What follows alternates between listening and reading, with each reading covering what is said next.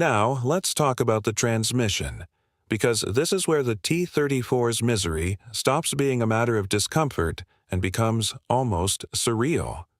The gearbox in early T-34 models was, by any honest assessment, one of the worst pieces of mechanical engineering ever installed in a combat vehicle. It was a 4-speed unit that required enormous physical force to operate. Not firm pressure, not a firm push. Brute, full-body force. Drivers routinely reported that changing gears under normal conditions required both hands and everything they had. In muddy conditions, in cold weather, after hours of operation when the transmission had been heating and straining, it got dramatically worse. And so Soviet tank crews developed a solution that tells you everything you need to know about the engineering standard they were working with. They carried hammers, not for repairs, not for emergencies, as standard operating procedure. Drivers would hammer the gear shift lever to force it into position when muscle alone wasn't enough. There are first-hand accounts of drivers arriving at their destination with bruised hands and aching shoulders simply from the act of driving. This was not a quirk or a rare malfunction. This was the designed reality of operating a T-34. The machine that historians celebrate as a masterpiece of Soviet industrial ingenuity required its driver to beat it into submission with a hand tool on a routine basis. The visibility problem extended far beyond the commander's hatch. Every crew member in the T-34 was operating with a view of the outside world that can only be described as deliberately hostile to situational awareness. The driver had a forward-facing viewport that offered a narrow slit of visibility directly ahead and essentially nothing to either side.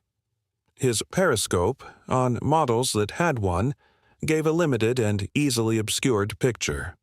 In dusty conditions, in rain, in snow, which, given that a significant portion of the Eastern Front campaign took place in some of the most brutal winter conditions in recorded history, was not an edge case. The driver was often navigating by memory, by feel, and by whatever brief glimpse he could catch before the next artillery round threw up another wall of dirt and debris. Formations of T-34s regularly lost visual contact with each other in combat because the crews simply could not see well enough to maintain cohesion. What looks on a tactical map like a coordinated armored thrust was often, at ground level, 4 men in a steel box hurtling forward and hoping the other steel boxes were somewhere nearby doing the same thing. The noise inside a T-34 in operation was another dimension of torture that rarely gets discussed. The V2 diesel engine, and it was a diesel, which reduced fire risk compared to the gasoline engines in some contemporary designs, one of the genuine advantages of the T-34, was loud in a way that made communication essentially impossible without a functioning intercom system. And functioning intercom systems in early T-34s were far from guaranteed. Radio equipment was scarce enough in 1941 that many Soviet tanks went into combat with no radio at all, equipped only with signal flags for communication between vehicles.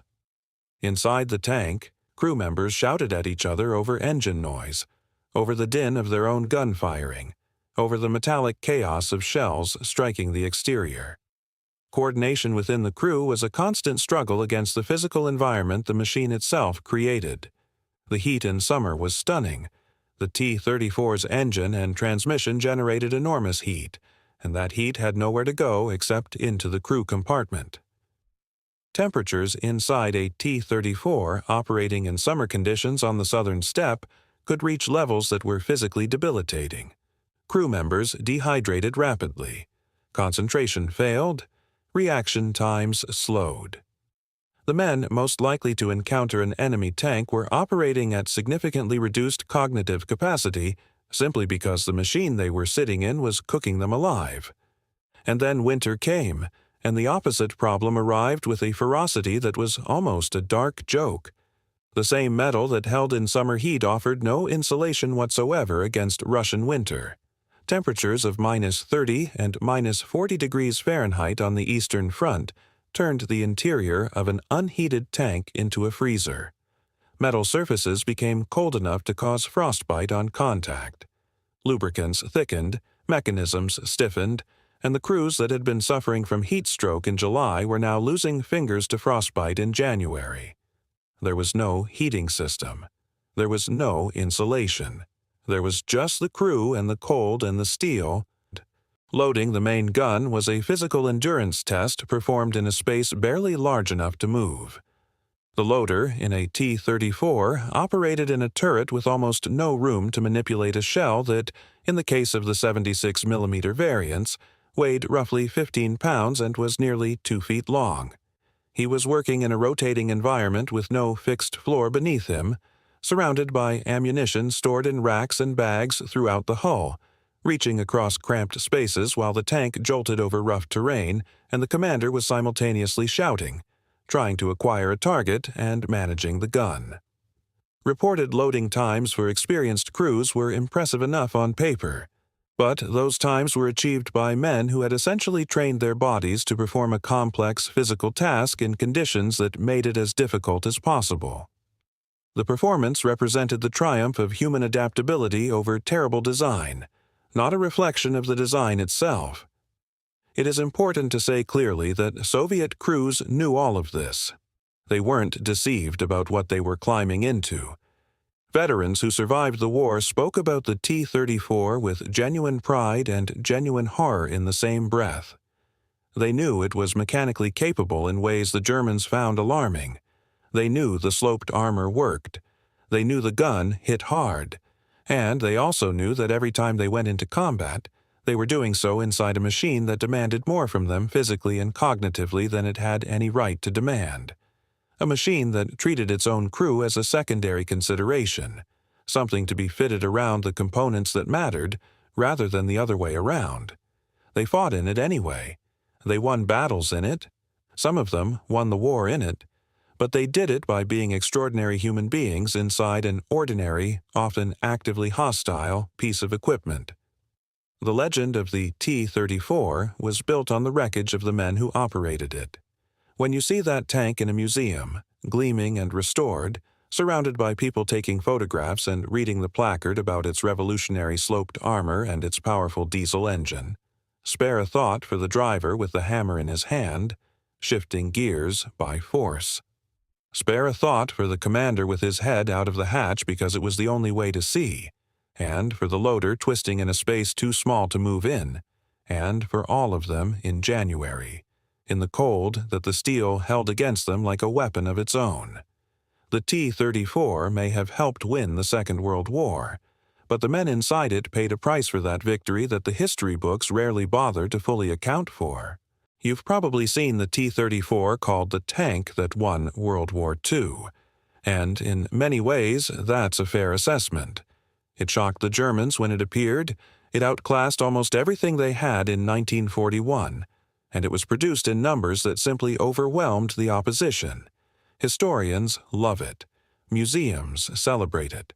Russia still parades it through Red Square as a symbol of national pride. But there is a version of the T-34 story that almost never gets told, the one experienced by the 4 men who actually had to live inside it. Because if you strip away the mythology and climb down through that hatch yourself, what you find is not a triumph of engineering.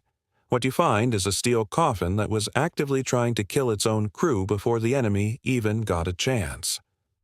Let's start with the most basic thing a human being needs to function: space. The T-34 had an interior volume that would make a reasonable person question whether the designers had ever actually met a human. The turret on early models was so cramped that the commander and the gunner were essentially occupying the same space at the same time. There was no turret basket, meaning there was no rotating floor that moved with the turret when it traversed. In most tanks of the era, when the turret turned, the crew turned with it, standing on a platform that rotated as part of the assembly. Not in the T-34.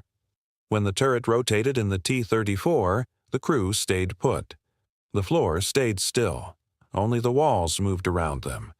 That meant if the turret swung hard to the right, the gunner and commander had to physically scramble to reposition themselves inside the hull, twisting their bodies, pulling their legs out of the way of the rotating components and hoping nothing caught them in the process. In combat, under fire, with adrenaline dumping into their bloodstream and an enemy round potentially incoming at any second, the crew had to perform an awkward, dangerous physical shuffle every single time the gun moved to a new target. Men lost fingers. Men got their legs crushed between the rotating turret ring and the stationary hull floor. In a fast-moving engagement, the absence of a turret basket wasn't an inconvenience. It was a death sentence written in small print. The commander's situation was particularly brutal. In most effective tank designs of the Second World War, the commander had a dedicated cupola, a raised observation dome with vision blocks that allowed him to see the battlefield in all directions without exposing himself. The T-34, especially in its early production variants, gave the commander nothing of the sort. He had a single hatch and a periscope that offered a narrow, limited slice of the world outside.